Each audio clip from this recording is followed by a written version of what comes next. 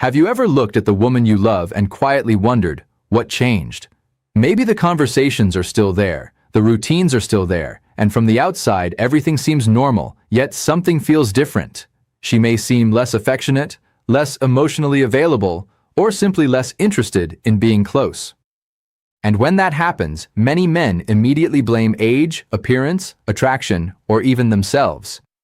But there is another possibility that is both more complicated and more hopeful. Sometimes desire does not simply disappear. Sometimes the conditions that allow desire to grow have slowly changed. Think about a garden. You cannot make a flower open by pulling on its petals. You can only create the conditions that allow it to bloom. Enough light, enough care, enough water, and enough time. Long-term intimacy can be surprisingly similar. It is not a switch that is either on or off. It is influenced by emotional connection, stress, trust, health, communication, daily habits, and the way two people make each other feel. This is especially important as we get older. Life after 40, 50, 60, or 70 can bring responsibilities that were not there before. Work may become stressful, retirement may change routines, children may leave home, health concerns may appear, sleep may become less consistent, medications may change, and couples may simply become accustomed to one another. None of this means that closeness has to disappear. In fact, many couples discover that mature relationships can become more meaningful when they understand one another more deeply. But there are three common mistakes that can quietly weaken that connection. The first is turning intimacy into pressure. The second is allowing emotional connection to become routine or disappear. And the third is assuming that because you have known her for many years, you already know exactly what she wants. That last mistake is particularly interesting because it often happens to men who genuinely care. They are not trying to hurt their partner. They simply stop asking questions because they believe they already know the answers. So before we get into those three mistakes, remember something important. This is not about blaming men or women, and it is not about finding some secret trick that makes another person behave a certain way. Healthy intimacy is mutual. It depends on consent, respect, communication, comfort, and genuine interest in one another. And if you remember that principle throughout this video, everything else becomes much easier to understand. Now, why does desire change in the first place? Many people imagine desire as something biological and automatic, as if attraction should remain exactly the same throughout an entire relationship. Real life is rarely that simple. Desire can be affected by emotions, stress, physical health, medications, sleep, mood, relationship satisfaction, and major life changes. Research suggests that psychological and relationship factors can have an important influence on sexual interest, and persistent changes can sometimes have medical causes as well. That does not mean every change in desire is a medical problem. Normal fluctuations happen. What matters is whether the change is persistent, distressing, unexpected, or creating difficulty for either partner. Imagine a couple who have been together for 25 years. They care about each other deeply, but their evenings have become predictable. They discuss bills, appointments, family responsibilities, grocery shopping, and tomorrow's schedule. Then they watch television and go to bed. Nothing is necessarily wrong. There is no dramatic argument. There is no betrayal, but something has slowly disappeared. Curiosity. They stopped discovering each other. They became excellent partners in managing life, but less intentional about being partners in experiencing life. That distinction matters. You can know someone's favorite food, their morning routine, their medications, and the names of all their relatives, yet still fail to notice what they are feeling today. A long relationship can create incredible familiarity, but familiarity can sometimes become automatic behavior. And automatic behavior is not always the same thing as emotional closeness. This brings us to the first mistake, turning intimacy into pressure. Pressure does not always look aggressive. Sometimes it is extremely subtle. It can be the assumption that affection should always lead somewhere. It can be disappointment when your partner says she is tired. It can be repeatedly asking after she has already said no. It can even be becoming visibly frustrated or withdrawn when an intimate moment does not happen the way you expected. You may never say, "You have to do this," but your partner may still feel the expectation. That difference is important. A person can feel pressure without hearing a threatening word, and when affection begins to feel like an obligation, it can change the emotional meaning of affection itself. Think about another everyday example. Imagine someone giving you a gift, but every time they give you one, they expect something specific in return. Eventually, you may start feeling less comfortable accepting the gift because it no longer feels completely free. Affection can work in a similar way. When someone knows that a hug, a kiss, a compliment, or time together is likely to create an expectation, they may become more guarded. This does not mean affection should never lead to intimacy. It means intimacy is healthier when both people feel free to participate rather than feeling responsible for producing a particular outcome. There is a major difference between invitation and pressure. An invitation says, "I would love to be close to you, but I respect how you feel." Pressure says, directly or indirectly, "I need you to respond in the way I want." The first creates room for connection. The second can create emotional distance.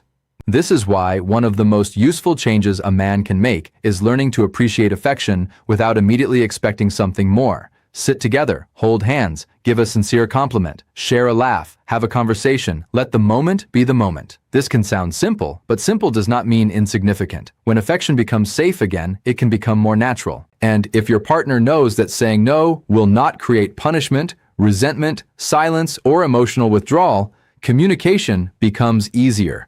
There is another important point here. If there has already been tension in the relationship, trying to fix everything through more physical attention may miss the real problem. Sometimes the most important conversation happens long before any intimate moment. Maybe she feels exhausted. Maybe she has been carrying responsibilities that you did not notice. Maybe there is unresolved resentment. Maybe she has been worried about her health. Maybe she does not feel appreciated. Maybe you have both simply become disconnected. The solution is not to pressure the relationship into becoming passionate again overnight. The solution is to rebuild trust and connection in smaller moments, and that leads directly to the second mistake, allowing emotional connection to disappear. One of the most common misunderstandings in long-term relationships is the belief that once you know someone well, you no longer need to ask questions. But people change. Their priorities change. Their bodies change. Their fears change. Their dreams change. Their needs change. A woman you married 20 or 30 years ago may still be the same person at her core, but she has also lived 20 or 30 additional years of experiences. She may see herself differently today. She may have new worries. She may have new hopes. She may need different kinds of support. If you stop being curious about her, you may gradually become familiar with an older version of her while missing the person she is becoming now. Imagine a book you have read many times. You know the earlier chapters by heart, but the author is still writing. If you only reread the old chapters, you miss the new story. Relationships work the same way. Emotional connection is not simply remembering what your partner liked years ago. It is being interested in who she is today. That can begin with something as ordinary as asking, "How are you really feeling lately?" And then doing something even harder, listening to the answer without immediately trying to fix it. Many men are taught to solve problems. That can be a strength. But sometimes a partner is not asking for a solution. She may be asking to be understood. If she tells you that she feels overwhelmed and your immediate response is to explain what she should do, she may walk away feeling unheard even though you were trying to help. Try something different. Ask another question. What has been weighing on you the most? Or what would make this week feel a little easier? Those questions communicate attention. They tell the other person, "I am not simply waiting for my turn to speak. I am interested in your experience." Emotional connection is also built through appreciation. But there is a difference between saying, "You look nice," and noticing something specific. "I really appreciate how you handled that difficult situation today. I noticed how patient you were with the family. I still love the way you laugh when something catches you off guard." Specific appreciation feels personal because it shows that you are paying attention. And paying attention is one of the most underrated forms of affection. Another important ingredient is shared experience. Couples sometimes spend so much time managing responsibilities that they forget to create moments that belong only to them. That does not require an expensive vacation or a dramatic date night. It might be taking a walk, cooking together, listening to music, having coffee without phones, visiting a place you both enjoy, or simply sitting outside and talking. These moments give the relationship something beyond logistics. They create memories. They remind both people that the relationship is not only a system for getting through life, it is also a place where life is experienced together. And here is the surprising part. Emotional connection does not necessarily require constant deep conversation. Sometimes playfulness matters. Sometimes laughter matters. Sometimes sitting quietly together matters. The goal is not to turn every evening into a therapy session. The goal is to remain emotionally present. When people feel seen, respected, and valued, they may be more open to closeness. But there is still a third mistake that can quietly undo all of this. It is assuming you already know what she wants. The longer a couple has been together, the easier it is to say, "I know her." And perhaps you do know her better than almost anyone else. But knowing someone well is not the same as knowing everything they need today. Consider how much can change over 5 or 10 years. A person may become more confident. They may become less confident. They may discover new interests. They may become more sensitive to stress. They may have physical changes that affect comfort or energy. They may want more affection, less pressure, more conversation, more independence, or simply more time together. If you assume the answer has not changed, you can unintentionally miss the person standing in front of you. This is why communication is not a sign of weakness. It is a sign of maturity. Think of it like using a map on a long journey. You may have driven the road many times, but that does not mean the road never changes. There can be construction, detours, new routes, or conditions you did not expect. Checking the map does not mean you are lost. It means you care about reaching the destination together. The same principle applies to intimacy. You do not need a perfect script. You simply need enough openness to ask what feels good emotionally, what feels comfortable, what has changed, and what would help both partners feel closer. And, importantly, you do not need to assume that every woman wants the same thing. There is no universal formula for female desire. Individual personalities, cultures, histories, relationships, health conditions, and preferences are different. What one person finds comforting may not matter to another. That is precisely why curiosity is more useful than assumptions. A simple question such as, "What helps you feel closest to me these days?" can open a completely different conversation. It may reveal something you expected. It may reveal something you never considered. Either way, you learned something real about your partner instead of relying on guesswork. Now, what do women often want instead? Again, there is no single answer, but many people value some combination of respect, emotional safety, appreciation, attention, communication, affection, and feeling genuinely valued. Emotional safety means being able to express a thought or boundary without fearing ridicule, anger, manipulation, or punishment. Confidence also matters, but confidence is not the same as control. A confident partner can hear no without taking it as a personal attack. A confident partner can discuss difficult subjects without becoming defensive. A confident partner can admit, "I may have misunderstood you. Tell me more." That kind of confidence can create trust. Another quality that can make a meaningful difference is consistency. A grand, romantic gesture once every 6 months cannot always compensate for months of emotional neglect. Small actions repeated over time often carry more weight. A thoughtful question, a sincere thank you, a few minutes of undistracted attention, keeping a promise, helping without being asked, showing affection without expecting anything in return.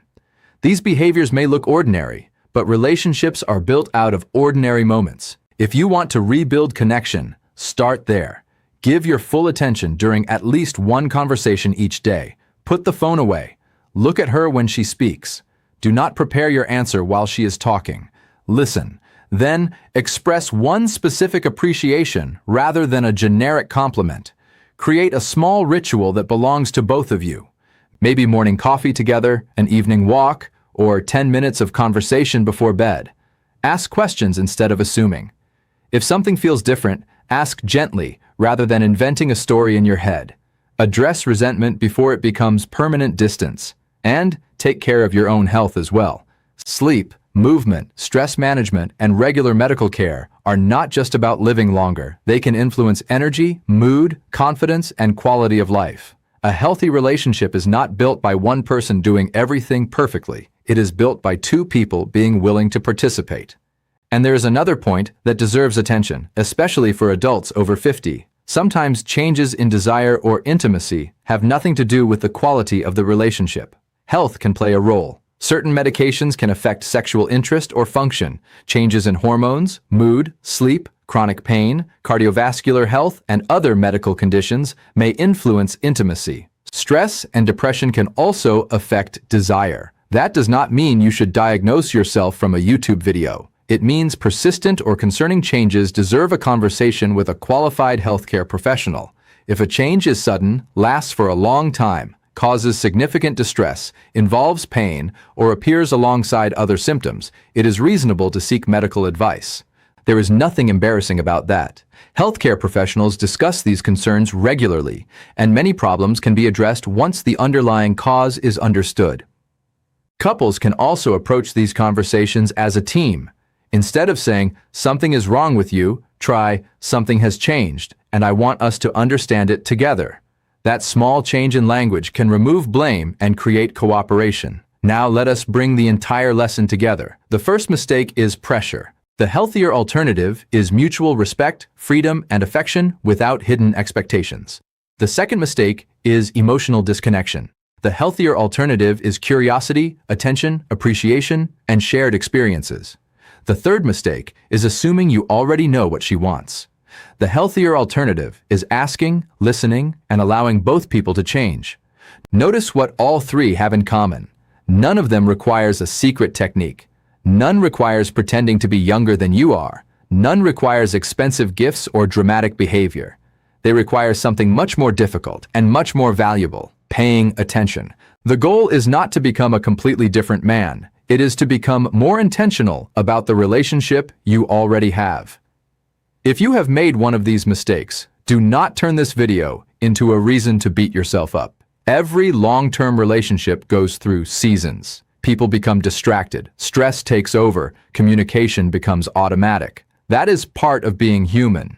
What matters is what you do after you notice it. You can start today with one small change. Listen a little longer. Give affection without expectation. Ask a question you have never asked before. Tell her something you genuinely appreciate. Or simply say, "I want to understand you better. What would help you feel closer to me these days?"